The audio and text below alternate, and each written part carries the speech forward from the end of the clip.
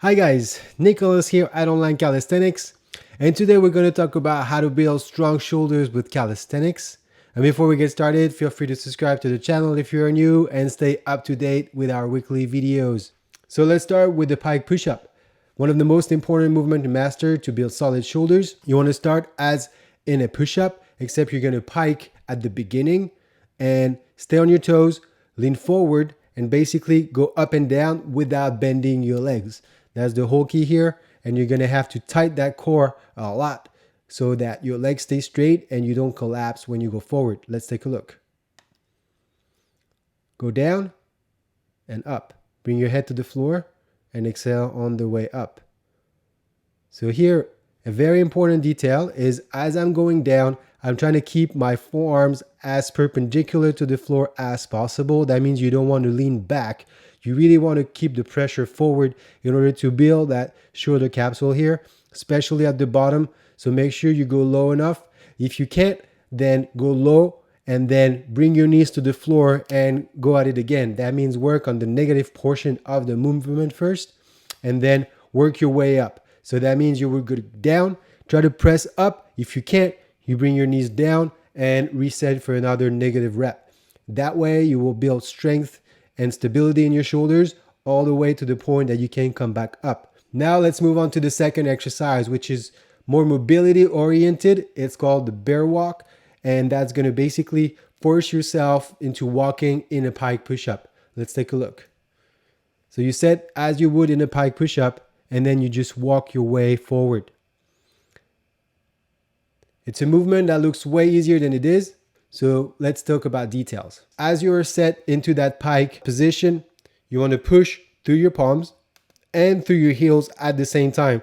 That's going to create tension both ways, and that's going to really emphasize the power in your core to keep that pike working basically, because most of the time you're going to want to give up. So the leg is going to want to bend or your back is going to want to arch, and the idea is to do none of that. So keep pushing your leg, straight arm. Every time you lift a leg, you also lift a hand. So that allows you to keep walking. And every time you lift one leg, you got to really think of your core.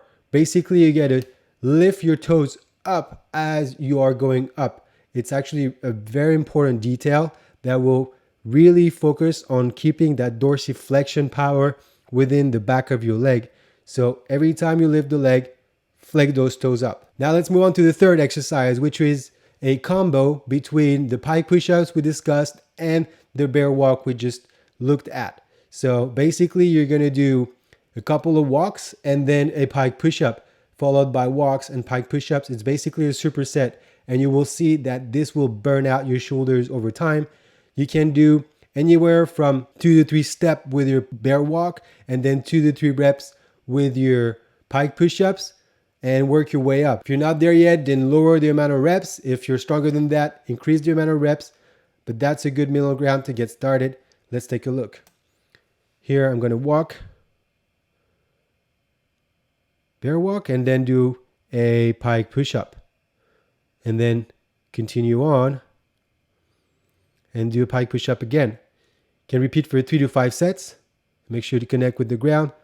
Now let's talk about the shoulder taps and elbow taps. This will be a good finisher here. It's a plank variation where the goal here is to stay stable. You want to stay as still as possible while tapping your shoulders. Let's take a look. Sit in a plank and go quick. The goal here is to not wobble side to side.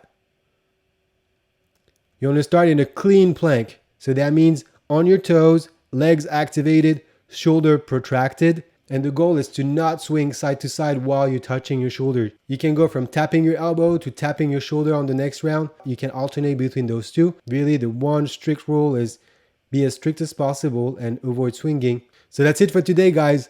Thanks for watching. You can start your own calisthenics workout at onlinecalisthenics.com. There's plenty of workouts from beginner to advanced. There's plenty of skills involved in the process.